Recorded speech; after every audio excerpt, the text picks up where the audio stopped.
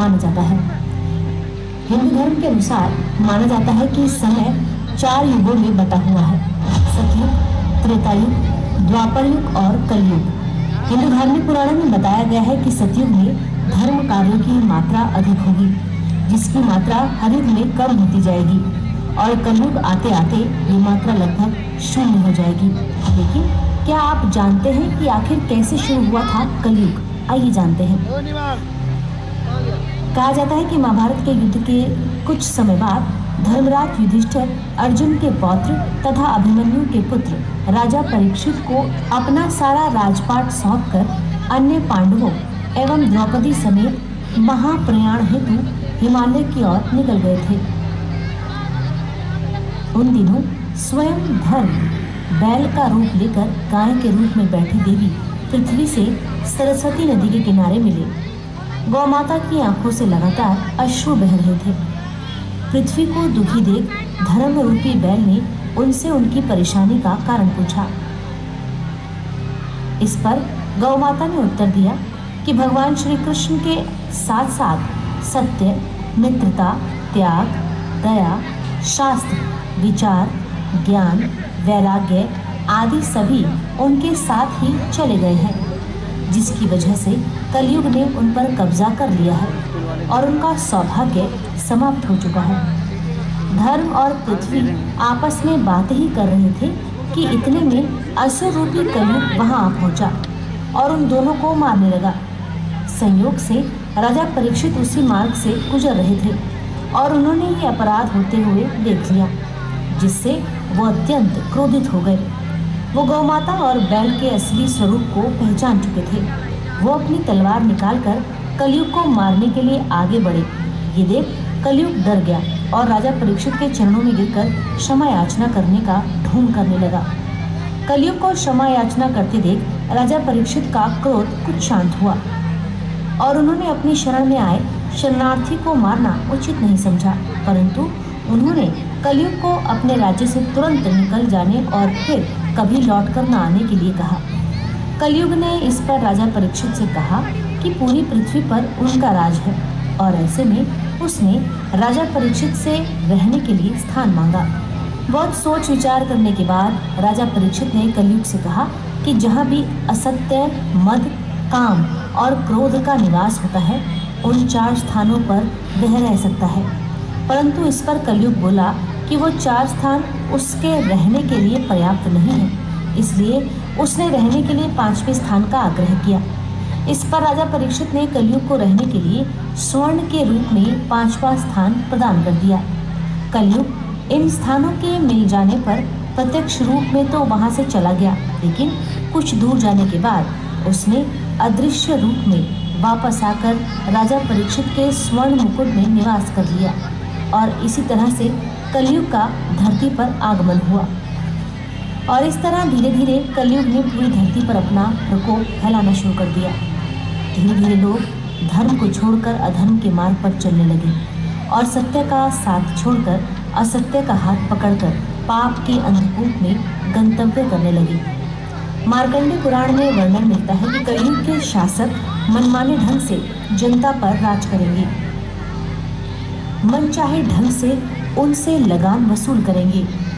शासक अपने राज्य में धर्म की जगह डर और भय का प्रचार करेंगे और एक समय ऐसा आएगा जब अधर्म अपनी चरम सीमा पर होगा और घोर कलयुग, जहाँ इंसान में इंसानियत नहीं बची, अपने ही अपनों से धोखा करते हैं। चारों ओर छल और कपट का ऐसा बादल छाया है, क्रूरता के तेजाब की ऐसी वर्षा हुई कि सारा संसार नरक के दरिये में डूब गया। कलयुग अपनी चरम सीमा पर पहुंच चुका है।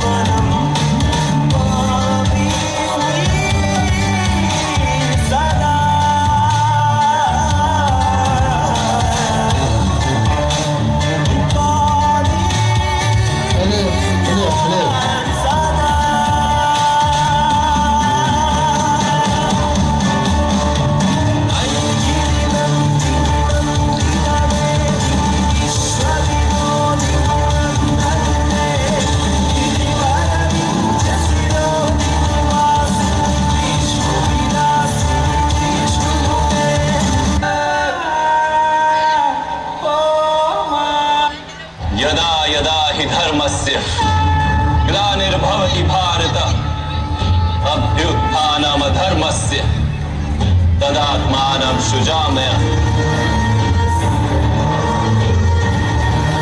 परित्राणाय साधूनां विनाशाय च दुष्कृतां धर्म संस्थापनार्थाय संभवामि युगे युगे।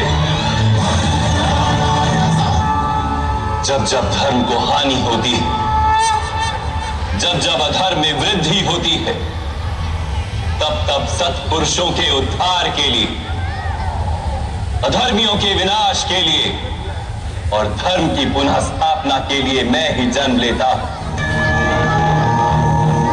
ये प्रत्येक युग में होता आया है और आगे भी ऐसा ही होगा।